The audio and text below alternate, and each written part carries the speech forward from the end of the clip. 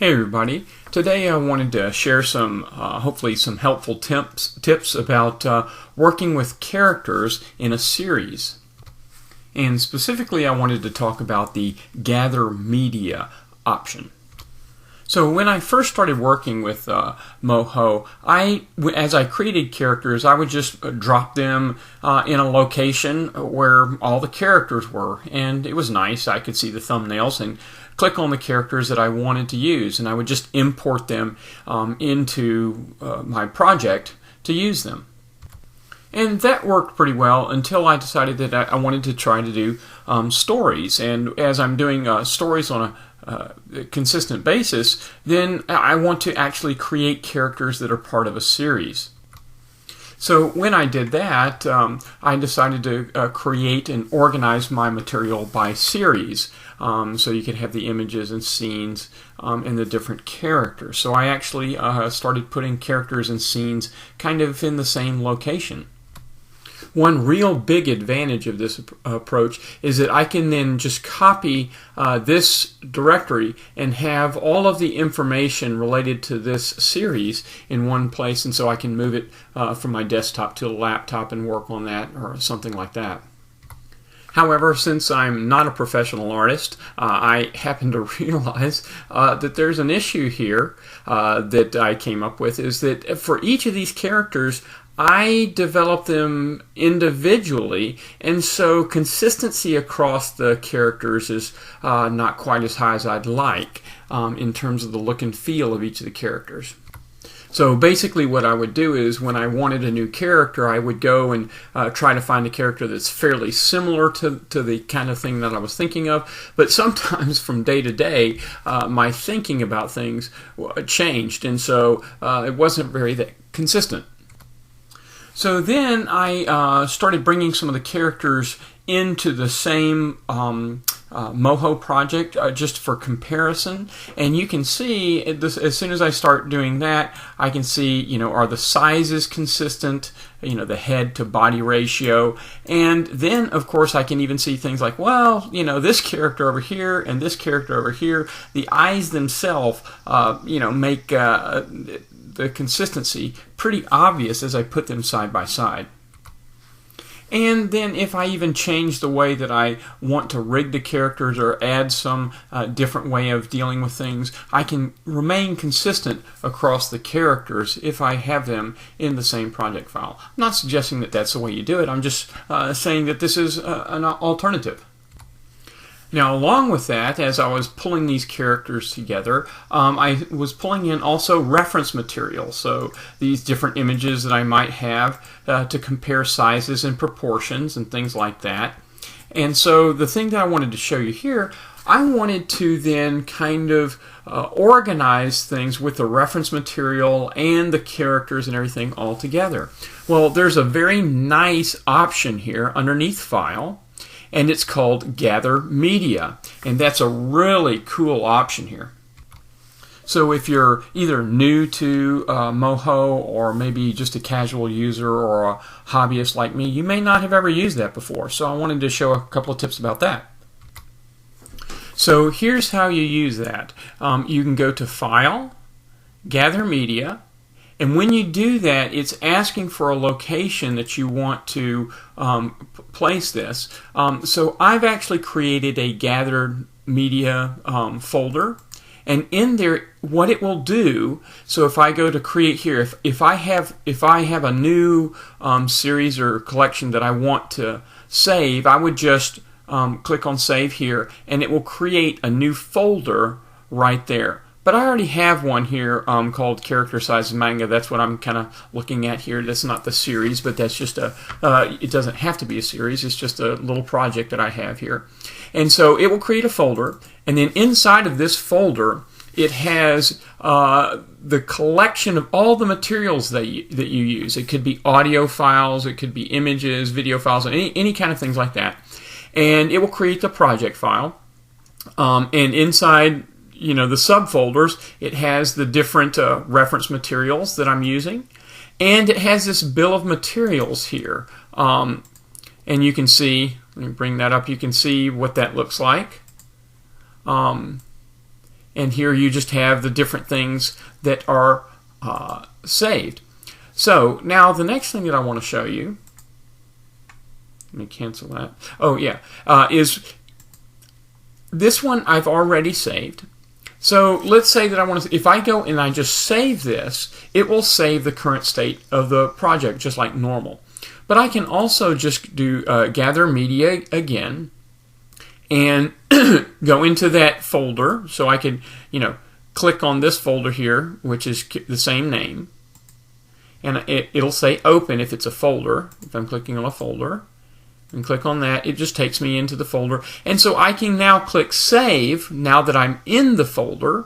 And I can click on the file if I want. Either way, it doesn't matter. But an important thing to be aware of is this bill of materials.txt. So I'm going to go save. And I'm going to replace it. And now it's gathering all the media again and updating. So as we look at the gathered media area, and I look at this, so let me pull this in here to make sure you can see things. So it has created a new bill of materials. Now it's very important to be aware of this, that if you delete this bill of materials, things will still work.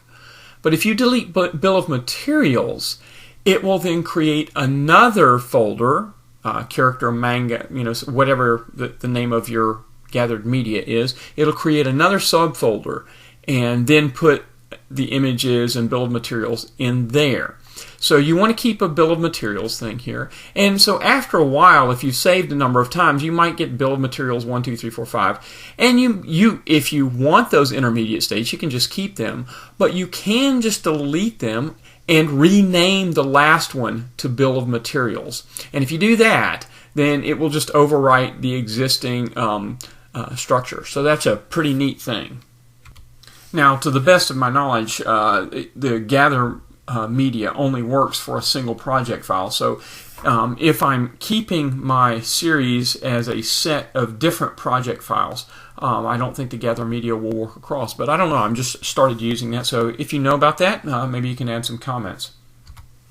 So there's one other thing that I want to show about this. So here, as you can see, I have these characters are all just positioned in an order that it's easy for me to see all the characters side by side. So that's nice from that perspective. But if I'm going to import these into a real project, so let's say I'm organizing it this way so that I create the characters in that one project file, I rig them and things like that, but then I want to pull them into a particular scene or whatever and make a story. Two things. Number one, I want to make sure that all the characters are at the top level. In other words, they should not be grouped within another folder. And the reason is, if I come in here and I'm going to file import, so let's go ahead and just a general import, and I'm going to now import from this character sizes manga. And so since it's a top level, we have a checkbox for each thing at the top level, whether it's references, reference materials, reference lines or whatever, or if it's the individual characters. So that's good.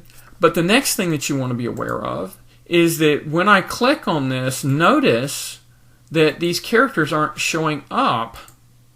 So really this import thing is assuming that the characters are kind of aligned inside. So in that particular case, what you really want to do is you want to typically have the characters just aligned in the center. So when I go, so this one here is a series called Chibi Time. So I'm going to now do the import here. And let's find the Chibi Time series. There it is. Okay, and import that. And notice, see, we have the audio and images. And again, we can see the audio here and the different characters are right there. And notice as I click on them, you can see what they look like, and right in the center there. And so if I go to, let's just go ahead and practice by importing these. And the thing that a couple of things I want to show you. If you haven't worked with multiple characters yet, you can import by reference if you want.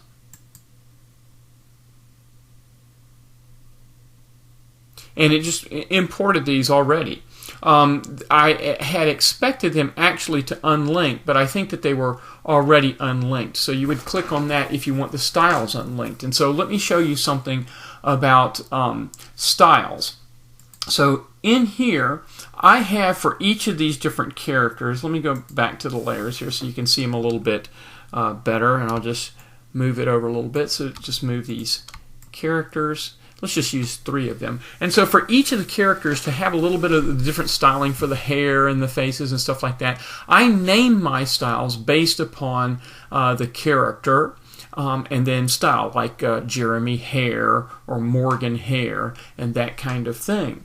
Now, that's very nice because Moho, you can see all of the different styles, and I don't know how well you can see that. Let me go to this one here, the characters magnet, and you can see the same kind of thing. Let me show the styles, and you can see there's just tons and tons of styles. Now this one actually has styles that are not used, so I can delete the unused ones, but you can see that even if I have tons and tons of styles, it still keeps track of that well. And so I just name them based upon the character and whatever the style is. So I just wanted to show you that.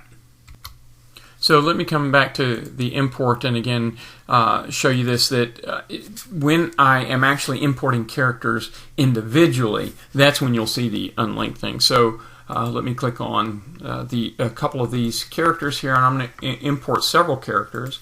And when I do that, he comes in and I can unlink shared styles. So I can go ahead and do that, and that will make sure that each of the character has their own separate styles. So it's a good idea to name your styles based upon your character so that it's easy to keep track of. So it would have been nice if the character would have been centered so that I could create a whole series where they don't have to be on top of each other, but you can easily just move them to a side and do a preview and load that in as a reference image if you want to do that. But like I said, that's not necessarily the way I'm suggesting that you do things, just trying to show some alternatives that you might have. And if you've never heard of the Gather Media option, maybe that helps you. So have fun creating animations with Moho. Bye-bye.